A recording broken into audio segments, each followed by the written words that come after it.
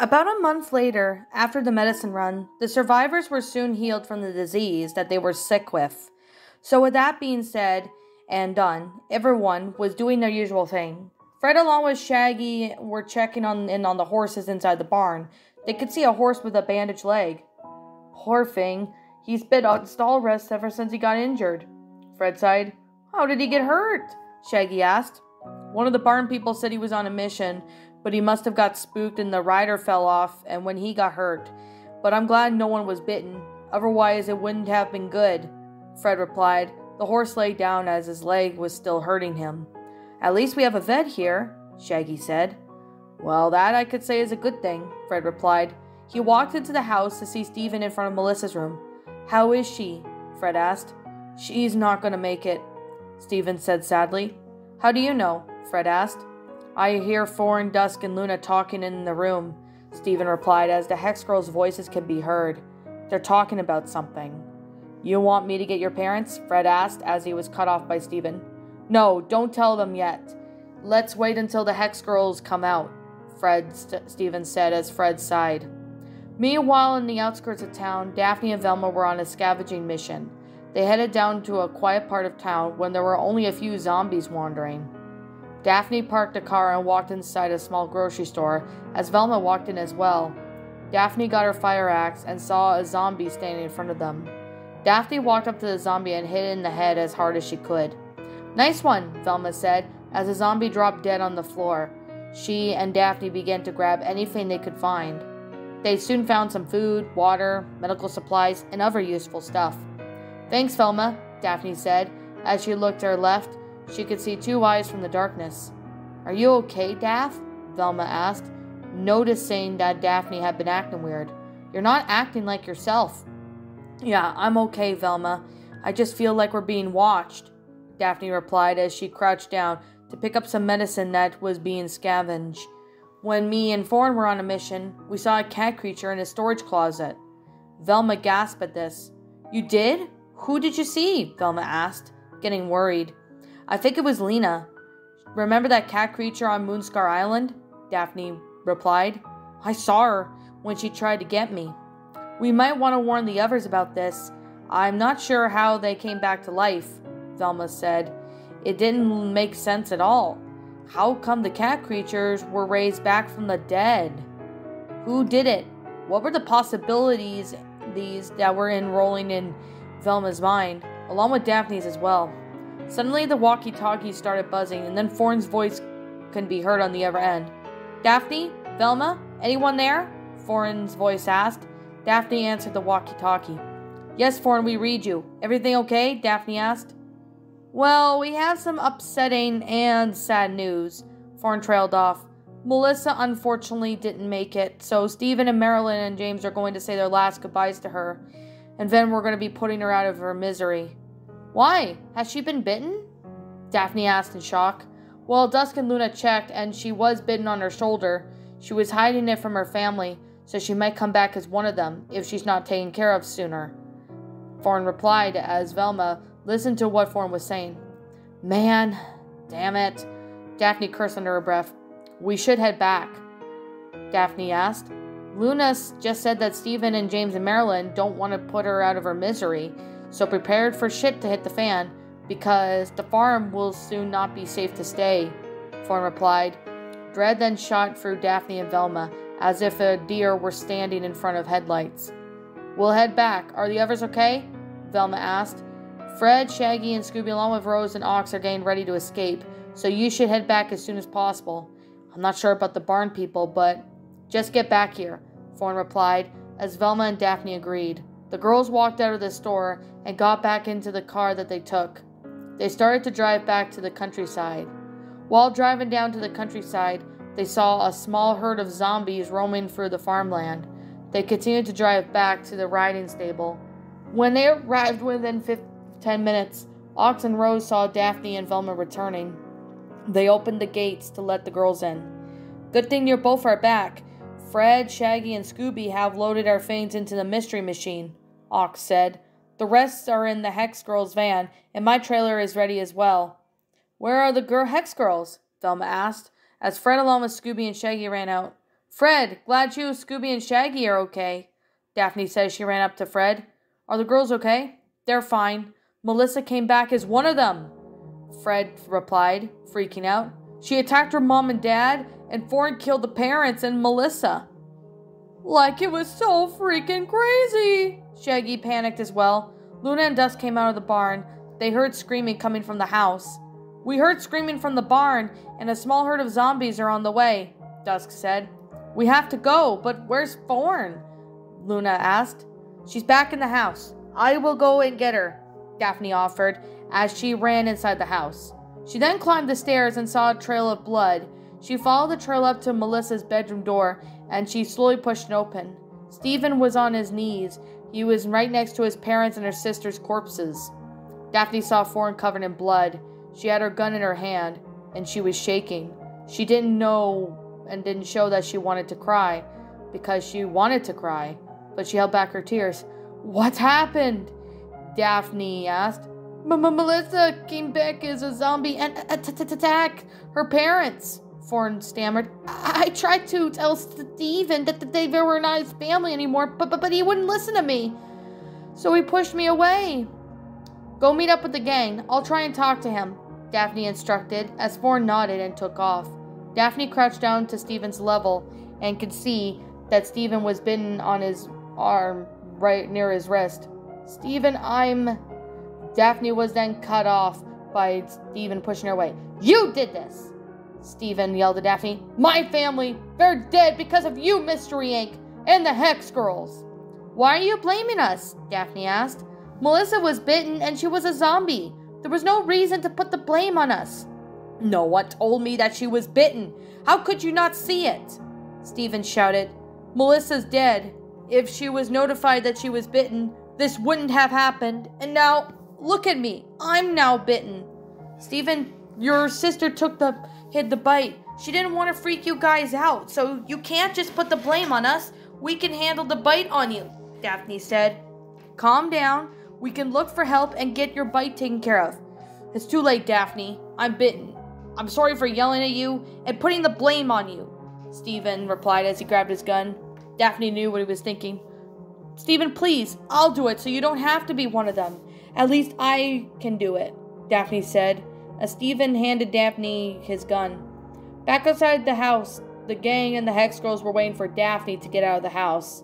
As Foreign was cleaning the bloodstains from her face and whatever the skin got contact with the blood, she used an old rag that she found in the mystery machine.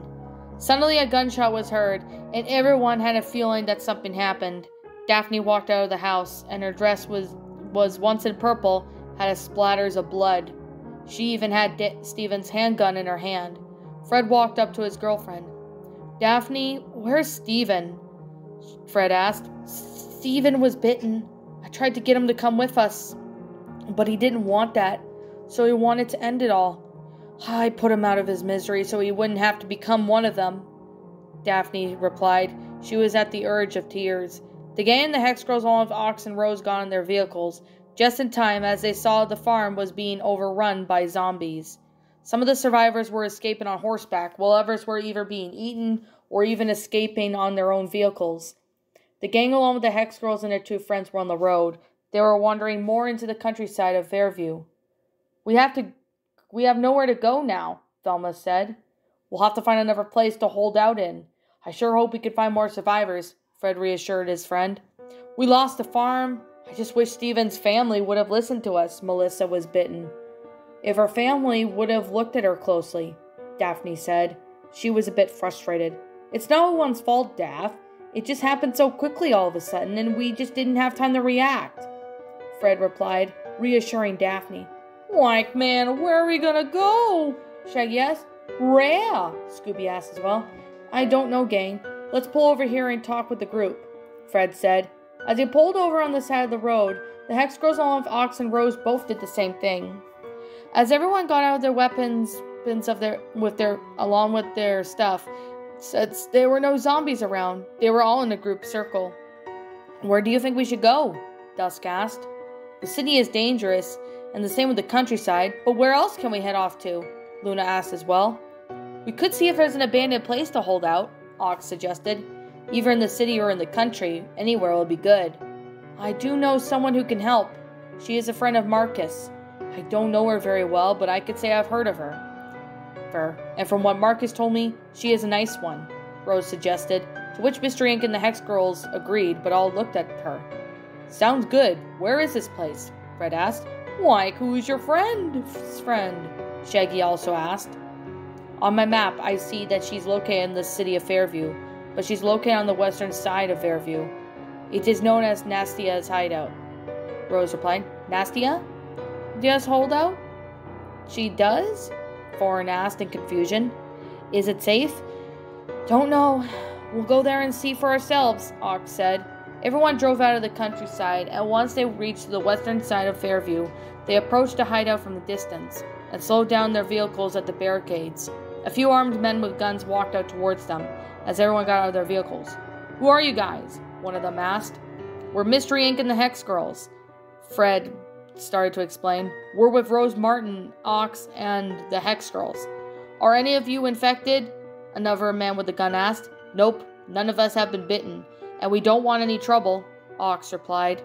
I'm Rose Martin, a friend of Marcus. He did say that he has a friend named Nastia. Is she there? Rose asked. Hang on a sec, I'll go get her. You sure you're a friend of Marcus? An armed man replied back suspiciously. Yes, I don't know Nastia very well, but I have heard of her, Rose replied, as the gang all waited for a few moments outside the holdout. The gang could hear the guards whispering amongst themselves. The gang then stared at each other. So what are they saying? Velma asked. I have no idea. Maybe they're kind of suspicious when it comes to newcomers, Fred suggested with a shrug. The gang then soon saw a woman in her late 30s stepped out of the walls of her hideout. She had a gun and her raised a hand, signaling her man to lower her guns. Greetings, Mystery Inc. and the Hex Girls. I see you brought 2 survivors along with ya, Nastia said. I'm Nastia, and this is my hideout. I am glad you all found this place. We always welcome newcomers to the team, but we can be skeptical at times. Nice to meet you, Nastia. We have been holding up in a Rhine stable until the zombies run over the farm, unfortunately, Thorne said. Bring your vehicles inside, and then all of you should come and see me in my office, Nastia ordered Mystery Inc., along with the Hex Girls and Ox, and Rose all did as they were told. Once they brought their own vehicles inside Nastia's hideout, everyone walked into the office building. One of the guards told them to wait outside until Nastia calls them in. While waiting outside, Nastia will call in one person at a time to their office to ask questions and stuff, even some personal ones. Even Nastia hated to ask those type of questions, but it still needs something to be said and done. What do you think of this place? Thorne asked Shaggy. Like, it's a bit strange, Thorne, but I'm sure we can get used to it, Shaggy replied, trying to think of the positive side and not the negative. Once everyone was questioned by Nastia, she walked out of the office to look at the newcomers. All right, Mystery Inc. and the Hex Girls, Ox and Rose, I think you all make fine additions to our group, but as long as you help us out, we'll be on the good side, Nastia said. Sounds great. Where are there more holdouts? Fred asked. Yes, there are more holdouts. Why do you ask? Nastia asked. Because if there are more holdouts, I am pretty sure we could work together to get through this outbreak, Fred replied. We're working on a vaccine, but we sadly lost contact with Necronomicon Bunker just last week. The radio is either broken here or at their end, and we're keeping in touch since the outbreak started, Nastia sighed. Sadly, the other outposts hadn't had any luck contacting them either. We might bring them the message to them somehow. We can help, even though it may be dangerous, but we have been through other dangerous stuff before. Velma offered to help. Willing to take a risk, eh? Nastia said, liking Velma's offer and her enthusiasm as she smiled. I like that. So I'll tell you what. When you guys are ready to take on Necronomicon Bunker, let me know and we'll go from there. Thanks, Nastia, Daphne said. We do have some stuff for you all to do in the morning, so let me show you to your rooms, Nastia said, as she took one of her new friends to the bedrooms. My bedroom's upstairs of this abandoned hotel.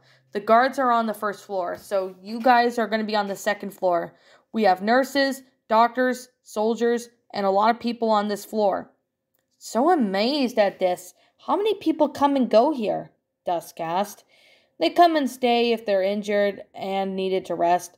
Plus, some of them don't return to them being eaten or something. You're all free to stay as long as you like. We have people that scavenge stuff as well, Nastia said, as she opened up the door to the first room. Like, man, look at that. It's a queen-size bed. And there's a dog bed, Shaggy said in amazement. Rare, Scooby added. You and Scooby can have this room, Nastia said, as Shaggy and Scooby walked in their room. It didn't take them long to sit down and relax. In the next door over, she opened up the next room. Fred, Daphne, and Velma, you can have this room. There's a king-size bed and a bunk bed. It's not the greatest place to sleep in, but it's way better than nothing, Daphne said. Fred and Velma also entered the room for them to settle in. Nastia then showed the Hex Girls their bedroom, and there were 3 separate beds. This room is good, even if it's not the best, Luna said, but this will do. Enjoy your rest tonight, girls, and come down to the kitchen for dinner when you're ready. One of my guards will let you know. And let me know if you or your friends need anything, Nastia said, as she went off into the hallway.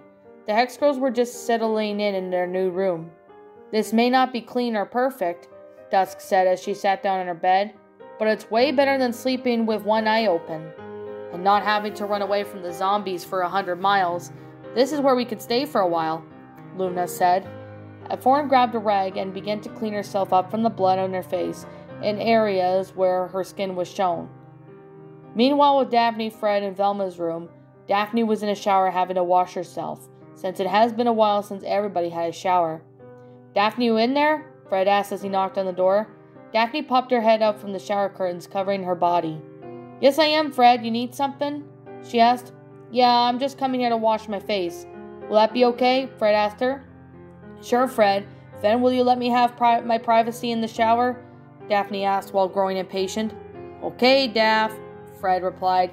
He washed his face while trying to give Daphne some privacy in the bathroom. As soon as Fred's face was cleaned up, he left the bathroom and lay down on his bed. Meanwhile, in Shaggy and Scooby's room, the 2 goofballs were just chilling in their room. Like, man, this isn't perfect, but it will do us just fine, Shaggy sighed, while trying to lie down on his bed. Yeah, Reggie, Scooby agreed. Reggie, when will rings go back to normal? Scooby asked. Like, things will go back to normal eventually, Scoob. Hopefully we get a vaccine from this Psychonomicon virus, Shaggy replied as he patted Scooby's head.